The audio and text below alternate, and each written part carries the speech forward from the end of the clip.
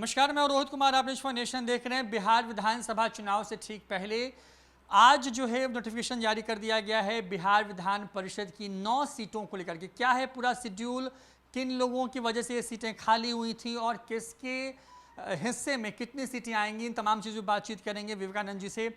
Schedule जारी किया गया है, पहले क्या पूरा शेड्यूल है, कब कब पूरी प्रक्रिया जो है वो की जाएगी चुनाव की? देखिए, बिहार विधान परिषद पर 9 सीटों जो खाली हुई 9 सीटें उस पर चुनाव को लेकर के निर्वाचन जो मुख्य चुनाव अधिकारी हैं उन्होंने बाकायदा प्रेस नोट जारी करके यह जानकारी दी है कि चुनाव अब संपन्न कराए जाएंगे। इसको लेकर के जो नोटिफिकेशन जारी होना है 18 जून को चुनाव आयोग की तरफ से तारीख मुकर्रर की गई है कि 18 जून को चुनाव 9 सीटों पर चुनाव को लेकर के नोटिफिकेशन जारी होगा। लास्ट डेट ऑफ नॉमिनेशन की जो अंतिम तारीख है वो 25 जून रखी गई है। उसके बाद स्क्रूटनी जो होगा 26 जून को स्क्रूटनी हो जाएगा। नाम वापसी की अंतिम तारीख 29 जून 2020 है और जो वोटिंग होगा वोटिंग 6 जुलाई 2020 को संपन्न होंगे अगर ज़रूरत पड़ी तो।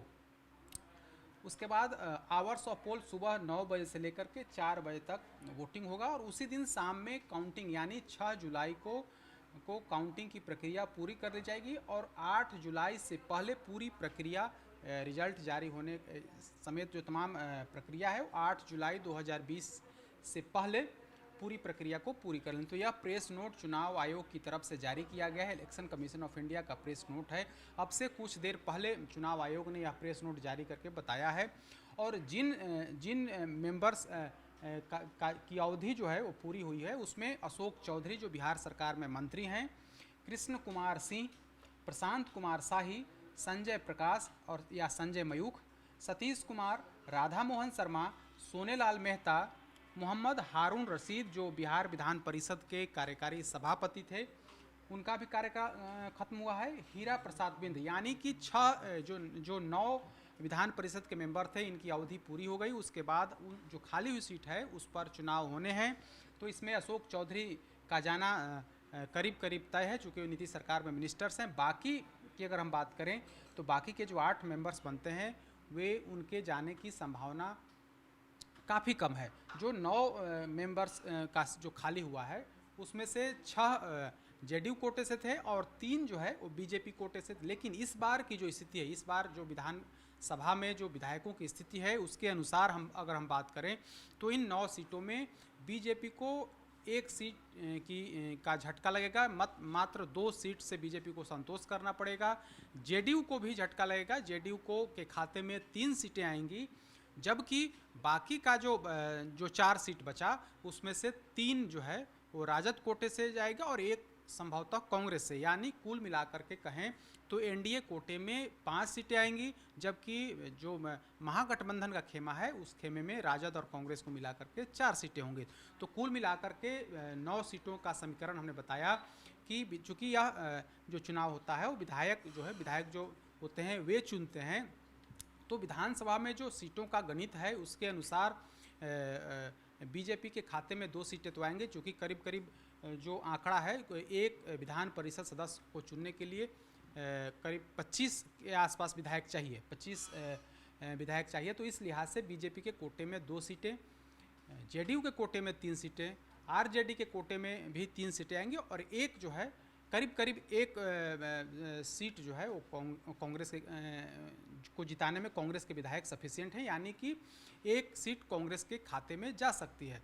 हालांकि अभी तक सीट का गणित फाइनल नहीं हुआ है लेकिन जो स्थिति है विधानसभा में उसके अनुसार यही है कि बीजेपी और जेडीयू आपस में समझौता कर लिए हैं, वो उनको 2 सीट और 3 सीट मिलेंगे। बाकी का जो 4 सीट है उसमें अब देखना होगा कांग्रेस क्या करती है या कांग्रेस वाले विधायक भी आरजेडी के उम्मीदवार चुनते हैं। तो यह अभी स्पष्ट नहीं है लेकिन जो 9 सीटों में जो बंटवारा होगा कुछ इसी तरह का होगा कि एनडीए खेमे में 5 सीटें और यूपीए के खेमे में 4 सीटें आएंगी। मतलब पहले 9 में से 9 सीटें एनडीए के पास थी, इसमें से अब ये 4 सीटें महागठबंधन को चली जाएंगी। उस समय जब अशोक चौधरी कांग्रेस से थे तो कांग्रेस के और आरजेडी के समर्थन से वे विधान परिषद के सदस्य बने थे, लेकिन वे चूंकि 4 सदस्यों के साथ कांग्रेस पार्टी को छोड़ करके जेडीयू के खेमे में चले आए, लिहाजा उनको माना जाता है कि अब वे जेडीयू के ही मेंबर थे और उनको मान्यता भी मिल गई थी विधान परिषद से। लिहाजा वे जेडीयू कोटे से ही अब माना जाता है और जेडीयू कोटे से खाली हुए,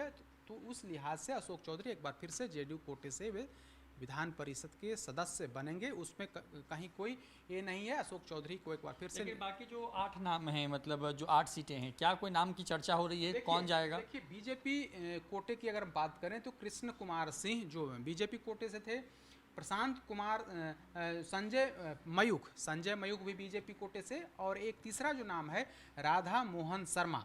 अब ये 3 नाम थे, 3 लोगों का कार्यकाल पूरा हुआ है, और इस 3 नाम में संभवतः पार्टी की जो चर्चा है, जो अंदर खाने में चर्चा है कि संभवतः किसी एक को अगर भेजती है तो फिर पार्टी के लिए परेशानी खड़ी हो सकती है। लिहाजा चुनाव से ठीक पहले पार्टी कोई नया कार्ड खेलने वाली है, वो चाहे वो पिछड़ा अति पिछड़ा का कार्ड जो है वो खेलने वाली है।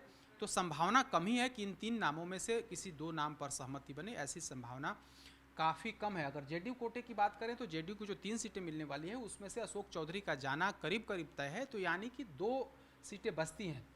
तो 2 सीटों में अब नीतीश कुमार किसे उम्मीदवार बनाते हैं यह कहना बड़ा मुश्किल है। हालांकि पार्टी के अंदर खाने में चर्चा हुई है इस विधान परिषद की सीट को लेकर के, कल भी चर्चा हुई है। तो लेकिन नीतीश कुमार की तरफ से यह नहीं कहा जा सकता है कि कौन उम्मीदवार होगा। अगर हम आरजेडी की बात करें तो चर्चा यह भी है कि आरजेडी की तरफ से एक अल्पसंख्यक किसी को उम्मीदवार बनाया जाएगा, किसी एक यादव कोटे से उम्मीदवार बनाया जाएगा। चर्चा तो यह भी है कि लालू प्रसाद के 2 बेटों में से संभवतः तेज प्रताप यादव भी इस फिराक में है कि वे विधान परिषद कोटे से माननीय बने, सदस्य बने। तो अभी चर्चा है, लेकिन आखिरी दौर में जब नामांकन से कुछ दिन पहले तमाम जो राजनीतिक दल हैं अपने अपने उम्मीदवार के नाम का ऐलान करेंगे। तो बिल्कुल 9 कुल सीटें हैं जिस पर चुनाव को लेकर के नोटिफिकेशन जारी कर दिया गया है। तमाम शेड्यूल आपने समझा, लेकिन जो सबसे महत्वपूर्ण बात यह है कि चुनाव के पहले जो तमाम पार्टियां हैं वो अपने अपने हिसाब से, अपने अपने वोट बैंक के हिसाब से, जातियों को के हिसाब से कैंडिडेट जो हैं वो उतार सकती हैं। बीजेपी की तरफ से जो बीजेपी के हिस्से में जो सीटें आएंगी उसमें से नया चेहरा हो सकता है। नीतीश कुमार की तरफ के हिस्से में जो सीटें आएंगी उसमें अशोक चौधरी का कंफर्म मान लीजिए, बाकी पर कोई नया चेहरा हो सकता है।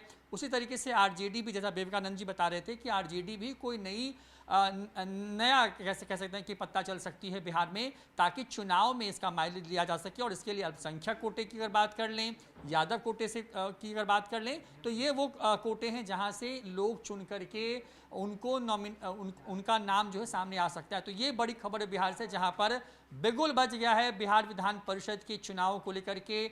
9 सीटों पर चुनाव को लेकर के चुनाव आयोग की तरफ से ये पूरा शेड्यूल जारी किया गया है। फिलहाल इतना ही, देखते रहिए न्यूज़4 नेशन। नमस्कार।